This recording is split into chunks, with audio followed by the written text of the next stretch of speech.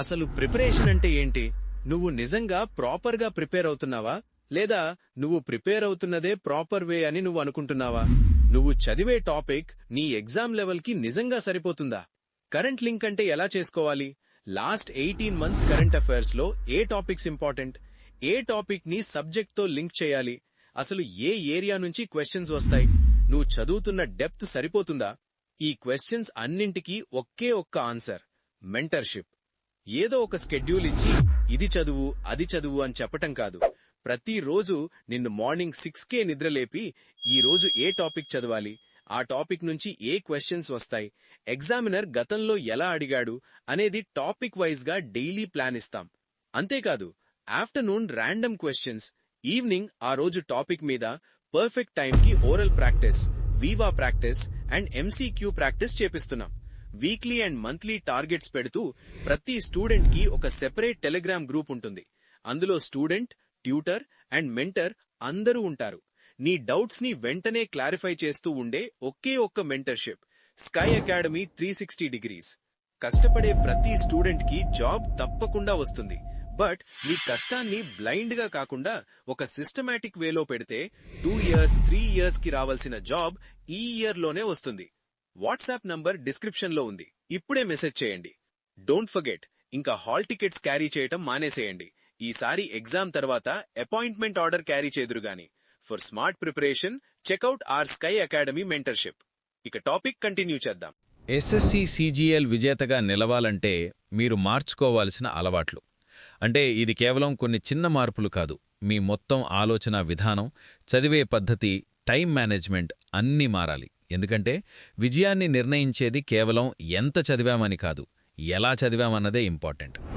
Competitive ఎగ్జామ్స్లో 99% మంది ఎందుకు విఫలమవుతున్నారు అంటే ఈ క్వశ్చన్ చాలా ఇంపార్టెంట్. ఎందుకంటే అందరూ చదువుతున్న మంచి రిజల్ట్ మాత్రం కొద్దిమందికే వస్తోంది.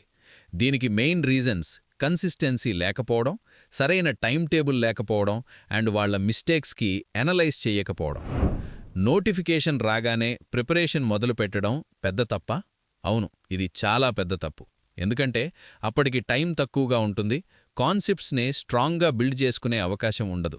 కేవలం హడావిడిగా చదవడం జరుగుతుంది. ఒకేసారి అన్ని పరీక్షలకు ప్రిపరేషన్ అవ్వొచ్చా? ఇది చాలామందికొచ్చే డౌట్. కానీ ఇలా చేస్తే ఫోకస్ డివైడ్ అవుతుంది. ప్రతి ఎగ్జామ్కు అవసరమైన డెప్త్ అండ్ అప్రోచ్ డిఫరెంట్గా ఉంటుంది. కాబట్టి మీకు ఏది సూట్ అవుతుందో తెలుసుకుని అదే గోల్గా పెట్టుకోవాలి. ప్రతి నోటిఫికేషన్కు మారుతూ ఉంటే మీ ప్రిపరేషన్ డివైడ్ అవుతుంది మరియు డీప్ ఎనాలిసిస్ రాదు. మీరు ఒక గోల్ని సెలెక్ట్ చేసుకుని దానిపై కాన్సంట్రేట్ పెట్టాలి. అయితే ఒక ముఖ్యమైన విషయం ఏమిటంటే, మీరు ఎస్ఎస్సిని సెలెక్ట్ చేసుకుంటే ఆ కేటగిరీలో వచ్చే వేరే ఎగ్జామ్స్ని కూడా రాయడం మంచిదే.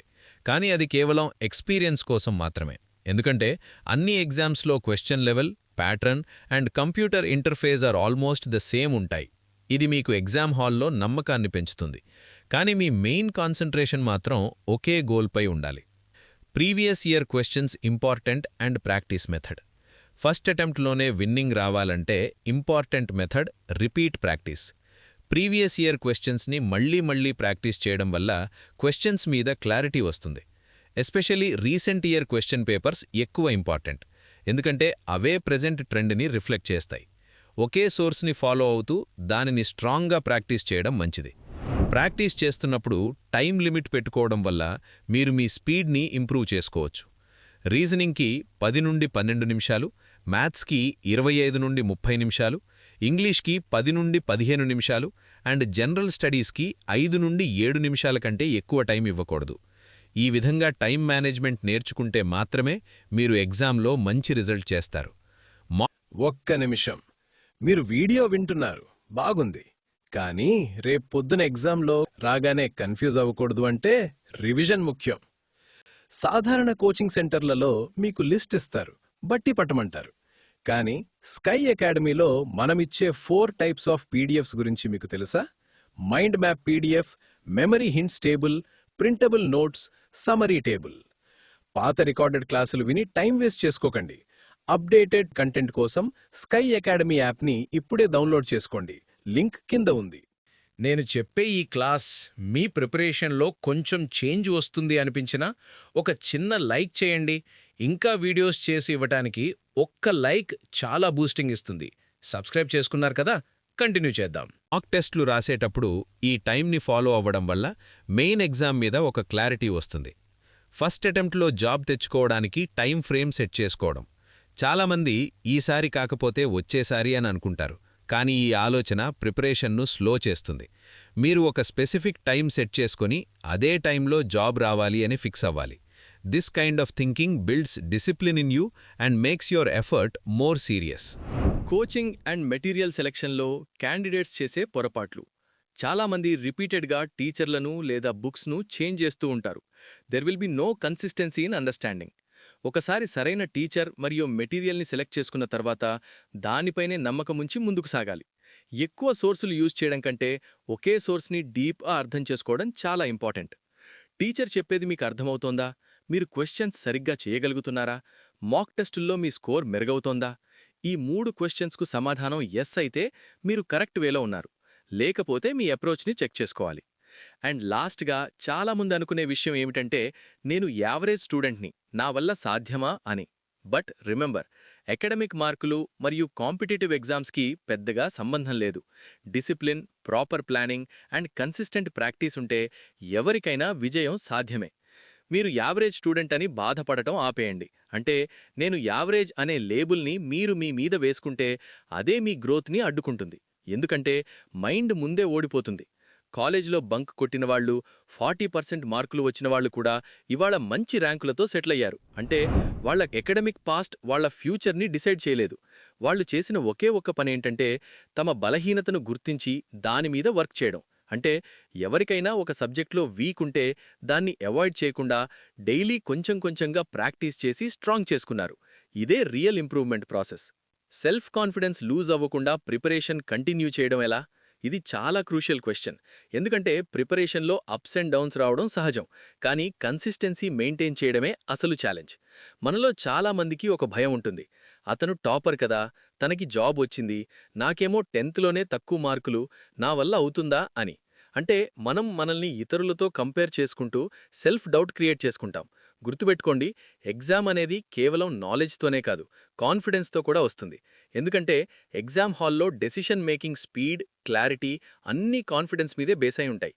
2019లో నేను ఫెయిల్ అయినప్పుడు నాకు అన్నీ వచ్చు, కానీ ఎగ్జామ్ హాల్లో భయం వల్ల అన్నీ మర్చిపోయాను. అంటే నాలెడ్జ్ ఉన్నా కూడా ఫియర్ వల్ల రీకాల్ అవ్వలేదు.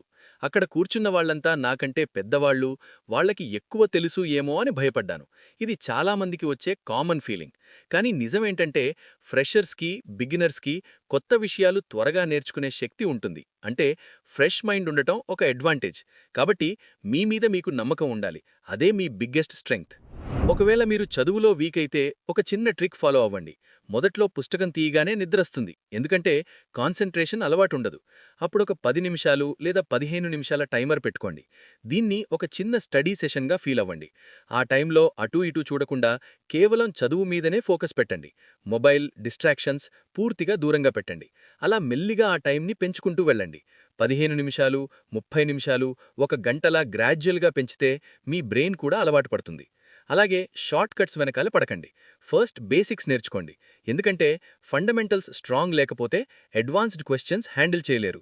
బేసిక్స్ స్ట్రాంగ్గా ఉంటే షార్ట్ కట్స్ మీరే ఓన్గా తయారు చేసుకోవచ్చు. అంటే కాన్సెప్ట్ అర్థమైతే షార్ట్ కట్స్ ఆటోమేటిక్గా డెవలప్ అవుతాయి. ఇంగ్లీష్ విషయానికొస్తే కొందరికి రూల్స్ గుర్తుపెట్టుకోవడం ఈజీగా ఉంటుంది, మరికొందరికి రీడింగ్ అలవాటు చేసుకుంటే ఇంప్రూవ్ అవుతుంది. అంటే గ్రామర్ ప్లస్ కాంప్రిహెన్షన్ రెండూ ఇంపార్టెంట్. మీకు ఏది సూట్ అవుతుందో అది చెయ్యండి. సెల్ఫ్ అవేర్నెస్ చాలా ముఖ్యం. స్కై అకాడమీలో మేమిచ్చే గైడెన్స్ కూడా మీ స్ట్రెంగ్త్ని బట్టి ఉంటుంది. అంటే పర్సనలైజ్డ్ అప్రోచ్. మాక్ టెస్ట్లు అండ్ వాటి అనాలిసిస్ గెలుపుకు అసలైన రహస్యం. ఇది ప్రిపరేషన్లో టర్నింగ్ పాయింట్ లాంటిది. ఇక అతి ముఖ్యమైన విషయం మాక్ టెస్ట్లు. చాలామంది చేసే పొరపాట్లేంటంటే సిలబస్ అవ్వలేదు కదా, మాక్ టెస్ట్ తర్వాత రాద్దాం అని పోస్ట్పోన్ చేస్తారు. అంటే పర్ఫెక్షన్ కోసం వెయిట్ చేస్తారు, కానీ అది ఎప్పుడూ రాదు. లేదా మాక్ టెస్ట్లో తక్కువ మార్కులొస్తే డీమోటివేట్ అయిపోయి చదువు ఆపేస్తారు. అంటే ఫెయిల్యూర్ని తప్పుగా అర్థం చేసుకుంటారు. ఇది అస్సలు చేయకూడదు. మాక్ టెస్ట్ అనేది మీ భయాన్ని పోగొట్టడానికి, మీరు ఎక్కడ తప్పులు చేస్తున్నారో తెలుసుకోవడానికి మాత్రమే. అంటే ఇదొక డయాగ్నోస్టిక్ టూల్. ఇక్కడ 200కి 40 మార్కులొచ్చినా పర్లేదు, కానీ అవే 40 మార్కులు రియల్ ఎగ్జామ్లో వస్తే మాత్రం లైఫ్ పాడైపోతుంది. కాబట్టి మిస్టేక్స్ ప్రాక్టీస్ స్టేజ్లోనే రెక్టిఫై చేయాలి. మాక్ టెస్ట్ రాయడం ఎంత ఇంపార్టెంటో దాన్ని ఎనాలిసిస్ అంతకంటే ఇంపార్టెంట్. ఎందుకంటే ఎనాలిసిస్ ద్వారానే లెర్నింగ్ జరుగుతుంది. ఒకసారి చేసిన తప్పు మళ్ళీ ఇంకో మాక్ టెస్ట్లో చేయకూడదు. అంటే ఎర్రర్ లాగ్ మెయింటైన్ చేయడం మంచి ప్రాక్టీస్. మీరు తప్పు చేసిన ప్రశ్నలేవి, ఎందుకు తప్పు చేశారు, కాన్సెప్ట్ క్లారిటీ లేక, టైం ప్రెషర్ వల్ల, కేర్లెస్ మిస్టేక్ వల్ల, ఇలా కేటగరైజ్ చేయాలి. అలా మీరు ఎనలైజ్ చేసుకుంటూ వెళ్తే 10 రోజుల తర్వాత మీ మార్కులు మెల్లిగా పెరుగుతాయి. ఇది గ్రాడ్యువల్ ఇంప్రూవ్మెంట్. ఇంకొక విషయం, మాక్ టెస్ట్లో స్కోర్ పెంచడానికి క్యాలిక్యులేటర్లు వాడటం, గూగుల్లో వెతకడం లాంటివి అస్సలు చేయకండి. ఎందుకంటే అది రియల్ ఎగ్జామ్ కండిషన్ కాదు. అది మిమ్మల్ని మీరు మోసం చేసుకోవడమే. రియాలిటీని ఫేస్ చేయండి. అదే మీకు కాన్ఫిడెన్స్ ఇస్తుంది. సక్సెస్ని అచీవ్ చేయడానికి కావాల్సిన డిసిప్లిన్. ఒక ఏజ్ వచ్చాక మనకి సెటిల్ అవ్వడం చాలా ఇంపార్టెంట్. అంటే టైం వాల్యూ అర్థం చేసుకోవాలి. ముఖ్యంగా అబ్బాయిలకి మీ కాళ్ల మీద మీరు నిలబడాలి. అంటే ఫైనాన్షియల్ ఇండిపెండెన్స్. అమ్మాయిలకు కూడా ఫైనాన్షియల్ ఇండిపెండెన్స్ చాలా అవసరం. ఇది సెల్ఫ్ రెస్పెక్ట్ మరియు సెక్యూరిటీ ఇస్తుంది. ఒక ఏడాదిపాటు బయట ప్రపంచాన్ని మర్చిపోండి. అంటే డిస్ట్రాక్షన్స్ తగ్గించండి. ఫంక్షన్లు, దోస్తులు, గర్ల్ ఫ్రెండ్స్, బాయ్ ఫ్రెండ్స్ వీటన్నింటికీ కొంచెం దూరంగా ఉండండి. అంటే టెంపరరీ సాక్రిఫైస్. మిమ్మల్ని నిజంగా ఇష్టపడేవాళ్లైతే మీ ఫ్యూచర్ కోసం వెయిట్ చేస్తారు. ఇదొక రియాలిటీ చెక్. రోజుకి కేవలం 2 గంటలు చదివి నేను ప్రిపేర్ అవుతున్నాను అని చెప్పుకోవడం కంటే ఏదైనా బిజినెస్ చేసుకోవడమే బెటర్. అంటే సీరియస్ ప్రిపరేషన్ అంటే డైలీ కన్సిస్టెంట్ ఎఫర్ట్ ఉండాలి. టైం వేస్ట్ చేయకండి. ప్రతి గంటా వాల్యుబుల్. మీ ప్రిపరేషన్లో హెల్దీగా ఉండడం కూడా ఇంపార్టెంట్. రోజుకి ఒక 15 నిమిషాలు మెడిటేషన్ చేయండి. ఇది మీ మైండ్ని కామ్ చేస్తుంది, కాన్సంట్రేషన్ పెంచుతుంది. ఫిజికల్ ఎక్సర్సైజ్ చేయండి. ఎందుకంటే హెల్దీ బాడీ, యాక్టివ్ మైండ్. మిమ్మల్ని మీరు ఒక ఆఫీసర్ లాగా ఊహించుకోండి. అంటే విజువలైజేషన్ టెక్నిక్ ఉపయోగించండి. మీరు ఆఫీసర్ లాగా ఆలోచిస్తే మీలో ఆటోమేటిక్గా డిసిప్లిన్ వస్తుంది. ఎందుకంటే బిహేవియర్ మైండ్ సెట్ని ఫాలో అవుతుంది. జాబ్ వచ్చాక మీ లైఫ్ ఎంత బాగుంటుందో ఆలోచించండి. మంచి శాలరీ, సొసైటీలో రెస్పెక్ట్, మీ పేరెంట్స్ కళ్లల్లో ఆనందం, ఇవన్నీ మీకు స్ట్రాంగ్ మోటివేషన్ ఇస్తాయి. ఇవన్నీ మీకు దక్కాలంటే ఈ 1 ఇయర్ మీరు ప్రాణం పెట్టి చదవాలి. అంటే ఫోకస్డ్ ఎఫర్ట్ అవసరం. ఈ వీడియోలో నేను చెప్పిన ప్రాక్టికల్ విషయాల్ని తూచా తప్పకుండా పాటించండి. అంటే కన్సిస్టెన్సీతో ఫాలో అవ్వాలి. 2026 నోటిఫికేషన్ మీ లైఫ్ మార్చేయాలి. అంటే ఇదొక ఆపర్చునిటీగా తీసుకోండి.